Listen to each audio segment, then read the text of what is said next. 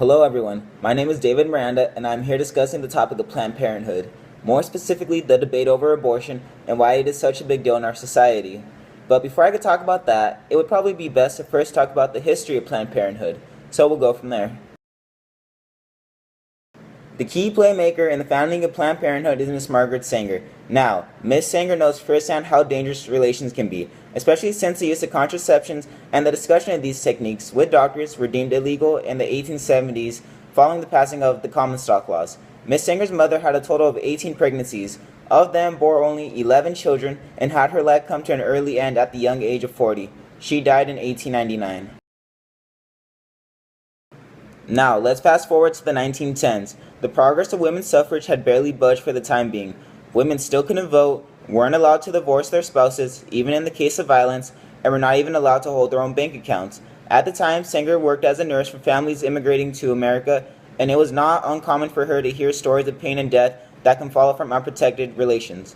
Feeling sympathy for these women, Miss Sanger, along with her sister and friend, opened their first clinic in Brooklyn, New York in 1916. The clinic, which provided immigrant women with contraceptive advice, drew mass crowds that would line down the street and eventually even drew the attention of local authorities, who prosecuted the three for dispensing birth control information. Motivated by the success of the clinic and unfazed by oppression of the law, Miss Sanger is prompted to open a research bureau in Manhattan in 1923 that provides women with protected contraceptions and advice. Along with that, in 1936, courts ruled to allow the abolition of the Common Stock Laws in Vermont, New York, and Connecticut. It will take 30 years for these policies to enact in other states. Let's fast forward 36 years. During Richard Nixon's term as president, he signed into law Title IX, which promoted the teaching of sexual education to teenagers at risk of pregnancy, and of course, the more well-known topics such as gender equality at school. He even went as far to consider the use of contraceptives as a national issue. Let's go forward a little bit more. About 1 year, Planned Parenthood had already turned into a countrywide powerhouse, which many believe is due in part of the male leadership taken on after the Sanger period. But on January 22, 1973, a major, controversial decision was made that shaped the modern aspects of Planned Parenthood. The Supreme Court, in a case titled Roe v. Wade, acknowledged that citizens have certain constitutional rights to privacy, meaning that they were allowed to privately discuss with doctors means of contraceptives, and that women have the right to abortions as long as it occurred before the third trimester of the pregnancy. Now, an abortion is the end of a pregnancy by removing an embryo from the female's uterus. Abortions were already a common thing at the time, and were even legal in some other countries around the world, such as Japan and Sweden. And the decade before was a focal point for this decision, which involved thalidomide, a drug used to fight cancer and leprosy scare during the late 50s through early 60s, in which hundreds of women took the drug and reported having children with severe birth defects, such as being born with no limbs. The decision struck a controversy early on for a couple of reasons. First and foremost, the Catholic Church believes that for a mother to have an abortion is deemed a grave sin, and that they are deliberately ruining a child's right for survival, and that anyone that undergoes an abortion will be excommunicated from the Church, since they believe that the child's life begins when the male's sperm fertilizes the female's egg. And while the Church takes this stand, many others believe that the child's life actually begins at their birth. Another argument that ensues in this is whether it is the woman's choice to abort the child or whether the right for a child to be born outweighs the woman's individual rights.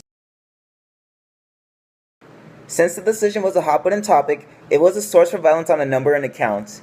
During Faye Waddington's term as the president of Planned Parenthood, the first female since Miss Sanger, which began in 1978 and lasted 14 years, she had to fearlessly guide the clinics through a series of anthrax attacks, bombings, fire threats, and even attempted assassinations on those involved with the clinics, which included doctors, nurses, and the like. In 1980, Ronald Reagan was elected president, and he had an agenda to put away with abortion, or at the very least suppress it. This included the proposal of international in 1984 and domestic in 1987 gag rules that would cut the funding of healthcare for women and teenagers that had little income. It would be in 1993 that the future president Bill Clinton uplifted the gag rules set by Mr. Reagan. The battle of whether to allow abortions is about as big as the Democratic versus Republican Party, who both have opposing sides on the subject. The majority of those in the Republican Party, which is known for its strong Christian background, see the issue of abortion as a moral issue and are pro-life, or they believe it is their duty to make sure every human has a chance of living.